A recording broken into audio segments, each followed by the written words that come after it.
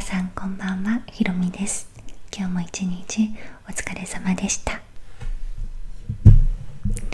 今日はですね、以前ライブ配信した時に恋バナをね、ちょっと聞きたいみたいなお声をいただいたので、失恋の立ち直り方っていうテーマでお話をしてみたいと思います。で、失恋は皆さんはしたことありますでしょうか。1回や2回はね、あるっていう方はたくさんいらっしゃると思うんですけど、私も結構あります。人生で初めての失恋はこちらの動画で以前お話をしました。高校生の時に生まれて初めて自分で一目惚れして本当に大好きになった人に撃沈をしたっていう話をしました。で、そこからね、何を学んだかみたいな話もしたんですけど、結構そこから始まって、何回かねあります。で、今日は私の経験とともに以前とある動画で知ったいい言葉、いい話っていうのも含めてですね、お話をしたいなと思ってます。で、失恋って、いつするかっていうとこでもね、結構ショックの度合いとか立ち直り方とか立ち直る時間とかは結構違うかなと思います。やっぱり傷もちっちゃい子ってすぐ傷跡本当に綺麗になくなるように免疫力が高いからすぐ治るんですよね。それは失恋とかもね、あれと似てるんじゃないかなと思っていて、もちろん初恋の人が忘れられないとか、綺麗に美化されるからこそ残ってしまうこともあるとは思うんですけど、でもやっぱり大人になればなるほど、その相手との関係を、年齢っていうよりは相手との関係を深く考えれば考えるほど考えた分ね、失恋してしまった時の打撃は大きいんじゃないかなと思うんです。で、そういう意味で年齢が上がれば上がるほど真剣に考えるであろうっていう、一般的な意味を込めて、年齢とともに失恋は結構しんどいものになっていくっていう言い方を今したんですけど、そうですね、私の話からすると、高校生の時はその失恋をした時にね、まだ付き合ってもなくて好きだってことを伝えた時に振られたんです。それはもうね、もうしっかり受け止めるしかないかなと思います。だって付き合うことも拒まれるくらい相手は私のことを何とも思ってなかったっていうことなので、そこでやっぱりしつこく言ってしまっても自己満になるだけで、相手はやっぱり迷惑だし、下手したら恐怖にね感じてしまうかもしれないから、やっぱりリレーションシップって親しき中にも礼儀ありっていう言葉があるように、相手のことを思ってもらうっていうベースは付き合ってなくても付き合ってても一緒だと思うんですよね。だからもし好きですって言われて、私にはごめんなさいと、そういう気持ちはないですって言われたら、潔く身を引くっていうのが一番大事だと思うんですけど、もし付き合ってた時にね振られてしまったら、このケースもあります。私はちょっとこれは結構ね、ビターな思い出なんですけど、もう将来も約束していたというか、いつか結婚するんだろうなって。で、本当にっていうわけじゃないんですけど、でもすごい前向きに考えていて、長く付き合っていて、式場とかもねちょっと見に行っちゃうみたいな、そういう人に振られたことがあります。で、その時はすごいショックだったっていうのもあるんですけど、彼にそこまで言わせてしまう私をすごく恥じましたね。彼も彼ですごく我慢してくれていたことがあったけど、それを私が言わせなかった、そういうオーラを出してたってわけだし、改善をするっていうことができなかったのは多分私のせいなんだなっていうことで、すごいね、なんでっていうよりは、もうそこも分かったっていう感じで受け止めました。でも一生分の涙が出たんじゃないかなってくらい泣きました。で、そこからいろいろね不毛な恋を何回かして、でなんかマッチングアプリとかも使ったりとかしてたんですけど、その年の終わりくらいに今の夫と一気になんか交際が進んで、半年後に入籍をするっていう、なんかすごいスピードがあった、交際結婚になったんですね。でその時に思ったのは、なんて言うんだろうな、そのダメかもしれない恋とかね、関係ってもちろんいい意味で執着するというか、じゃあ改善できるとこはしていこうっていう前向きな建設的な話をするのはすごくいいことだと思うんですけど、でもそこに悪い意味で執着をしてしまうのはすごくもったいないことだなって個人的には思います。もし相手が私にね、例えば本当の意味で改善してほしくって変わってほしくって、脅し的な意味でね、なんか別れを持ってきていたのであれば、それはそれでやり方としてどうなんだろうって思いますけど、なんかまだじゃあ話し合おうって、そこまで追い詰めてごめんと、でも本当に 100% 別れたいという気持ちは実はないってことがもし分かれば、じゃあどうしていったらいいか、じゃあそれは変えていけるものなのか、どうしたらいいのかっていうのは前向きにね話す価値はあるんだろうなって思うんです。でも私はなんかもうそれを別れってワードを出す時点で結構もう相手の心はもうない、余裕がない、相手を受け入れる余裕がなくなっちゃってて、もう次に進みたがってるっていうことがほとんどなのではないかなと思うんですよ。なのでそういう人に対してしがみつくっていうのもあんまりしない方がいいかなと思っています。でもし本当にご縁があるんだとしたら絶対にまたどこかで出会えるなと思っているし、それが1年後なのか10年後なのか、はたまた30年後なのかはわからないけど、なんかだって今例えば30歳でなんか31までにも結婚したいから、この人逃したらもう絶対ないから、やだやだ、もう何を言ってももう別れないっていうのはちょっと違うのかなって思います。きっとそのままそういうことで結婚したとしても大事な部分は解決できないまま入籍をしてしまったり一緒に住んだりっていうことなので、また同じ問題できっとぶつかると思うんですよね。でだからね、良くないと思うんです。そういううやむやにしたまま進めていってしまうで、別れをストップ無理やりさせるっていうのは、だから個人的にはその別れっていうのはもし切り出された側だとしたら本当に改善、自分がね変わって交際を続けられる余地があるのかないのかっていうのを確かめた上でいいと思うんですけど、苦しいかもしれないけどそこはもう受け止めるのが一番いいと思います。でそうするとなんか全てがね好転していくって私は思っています。で失恋の立ち直り方っていうテーマなんですけど、一つねここでお話をご紹介したいんですけど、こちらの以前動画を見ました。結構前でブログにも書いたんですが、トライアングルのね法則っていうね話が出てくるんです、この動画の中に。こちらのなるみさんは付き合ってた人と別れて悲しんでた時に母親に言われたんだと。でトライアングルの法則って私この時初めて聞いたんですけど、すごくいい話でした。要はトライアングルって底辺が一番ね長くって頂点がありますよね。で自分のことをどんどん高めていけば頂点に向かえば何の努力をしなくてもふさわしい人に会うことができるよ。逆に言えば何も努力をしないで頑張ってないと底辺のところに点があって、なんか自分が無理をしないと相手にぶつからない、そういう話でした。これを聞いた時にすっごいいい話だなって思いましたし、私も折があればね、折を見てか機会があれば息子になんかそういう話をしていきたいなって思ったんですけど、結局失恋別れとかって底辺にいるとかそういう話じゃなくて、なんだろうな、きっとねふさわしい人じゃなかったっていうことだと思うんですよ。底辺って言うとレベルの話に聞こえちゃうかもしれないので、ちょっと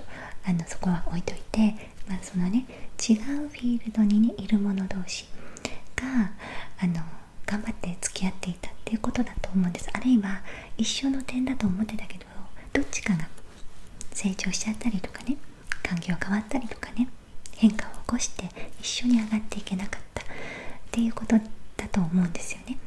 なのでもし縁があればまたこうやってぶつかることがあるだろうし、なかったらまた別の人とこうやってぶつかることがあると思うんですよ。だからそのなるみさんの話を聞いててすごくいい話だなと思ったんですけど、ただ合わなかっただけだからそれはもうそこにずっといるんじゃなくて、自分が上にね上がっていく時なんだよって教えられていることだと思うんです。その相手が下にいたとかそういうことではなくて、違うフィールドに行ってしまったっていうことだけだと思うんです。でそこから彼女は努力をして自分磨きに時間を使って今の旦那さんと出会ったっていう、そんな話だったんですよね。でただ失恋っていうのは本当に胸が痛くって、私ももう一生分の涙を流したなって、一生じゃなかったんですけど全然思ったぐらい、もうこの世の終わりぐらいというか相当引きずりました。でもその時間はそれですごい大事だと思っていて、で、その時にねでもやっちゃいけないのは、本当にどんどん相手を思えば思うほど美化されちゃうんですよね、思い出が。でよく考えたら自分も相手に対して不審に思ってたり不満に思ってたり不安に思ってたりしてたことが絶対にあると思うんです。お互いに何かが溜まってて、で別れちゃったっていうことだと思うんですよね。別れる原因が必ずある。あるいは相手がね私に我慢できなくなって、それはもう当時私はどうしようもなかった私のいけないところだった。でもそれは過去に戻って直せないから、もう次気をつけるしかないとかね、もうどうしようもないことなんですよ。よく冷静になって考えると必ず別れなきゃいけなかった理由があるはずなんですよね。だから悲しんでばっかりいるとやっぱり人間ってドラマチックになっちゃって、すごくいいことばっかりが思い浮かんじゃうんですけど、でもよく冷静になって考えたら彼のこと大好きだったけどちょっと無理してたな私とか俺とか、よく考えたら約束結構破られてたし大事にされてたかちょっとわかんないなとか、すごい見え張ってたなとかわかんないですけど、何かしらね必ずねあると思います。でもし全くなかったとしても別れっていうのはもう避けられない事実だと思うんですよね。だからずっとここにとどまっているよりは少しずつでいいので外に出てみるとか誰かと会ってみるとか、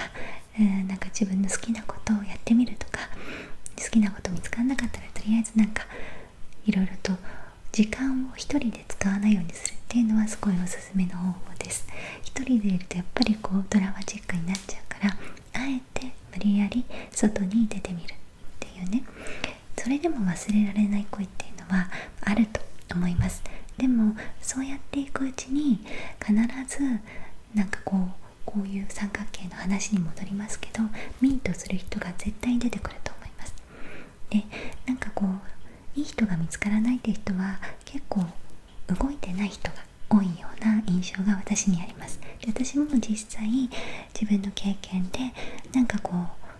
自分の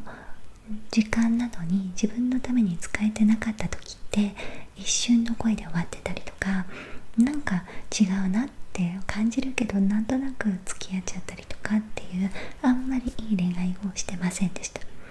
結局自分軸があって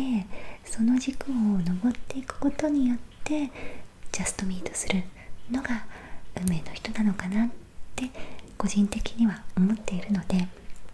相手に自分を合わせるのではなくって自分らしく自分が楽にいられるけど相手といてもすごく楽だなみたいな人は自分のために自分の時間を使って、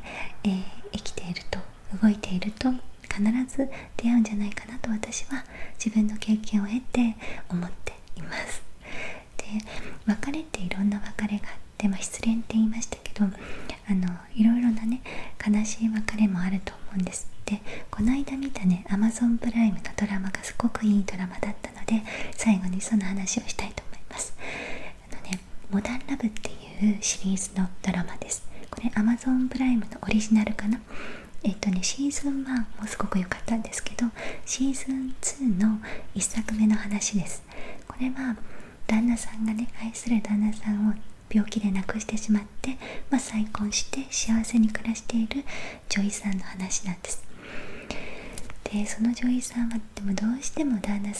前の旦那さんが忘れられないんですね。でも忘れられなくて、彼との思い出の車を今でもボロボロなのに乗ってるっていうことをなかなか周りに言えなくて、今の旦那さんにも知られたくないなと思っていて、でももう本当に古いヴィンテージの車だから修理代がかさんじゃうから、ついに売るんです。でも売ったら売ったですごく心に穴がぽっかりとね開いたような気持ちになっちゃう。で、今の旦那さんに正直に言葉を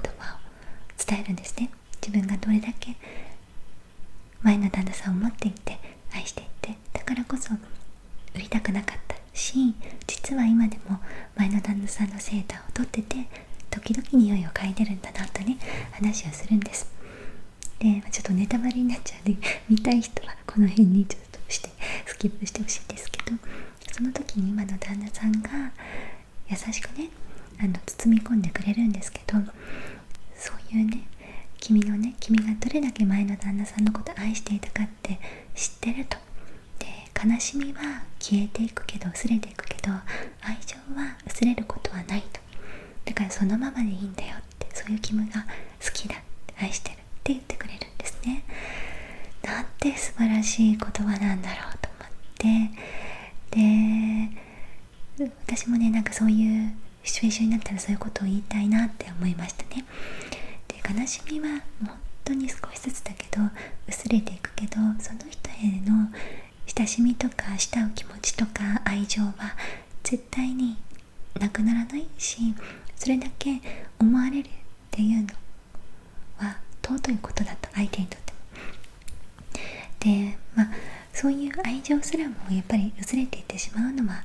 当然なことで、今薄れないって言ったけど、薄れない人がいるだけで、大半は時間とともに記憶も愛情も悲しみも薄れていくんだ。だからそこまで愛されてる前の旦那さんはすごく素敵だし、その気持ちは別に隠すことでもなんでもないみたいなねことをね言うんですよ。めちゃくちゃいい言葉だなと思っていて、なのでもし先に進まなきゃいけないけど、前の人とね振られたわけでもないと、何かが嫌いになったわけでもないと、でも悲しいお別れ方をせざるを得なかったっていうことがもしあるとしたら、それ失恋と言っていいかわからないですけど、その人を慕う気持ちっていうのはずっと何も罪悪感を持たずに持ち続けていいと思います。で、持ち続けた上でちょっとだけ元気が湧いてきたら外に出てみるとかね、相手を探しに行くとかそういうことではなくて、仕事をちょっとやってみるとかね、少しずつそういうことをしていけば、そのままのあなたをまるっと愛してくれる人に巡り合うんだろうなって、そのドラマを見て思いました。そんなねことをね、いいね、その話を聞いたし、いいドラマを見たなと思ったんですけど、モダンラブっていうのはちなみにニューヨークタイムズのコラム、モダンラブのコーナーだったかな、そこに投稿されたフ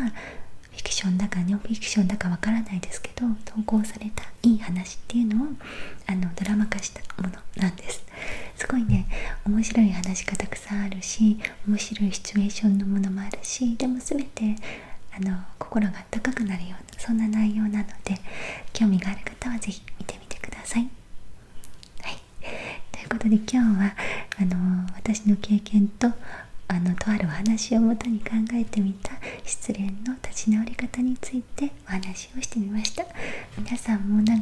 いいアドバイスというか、こういう風にするとよかったよとか、いいんじゃないかなみたいなおすすめの方法があったらぜひ教えてください。はい、ということで今日はこの辺で終わりたいと思います。今日も最後までご視聴いただきありがとうございました。また次回の動画でぜひお会いしましょう。おやすみなさい。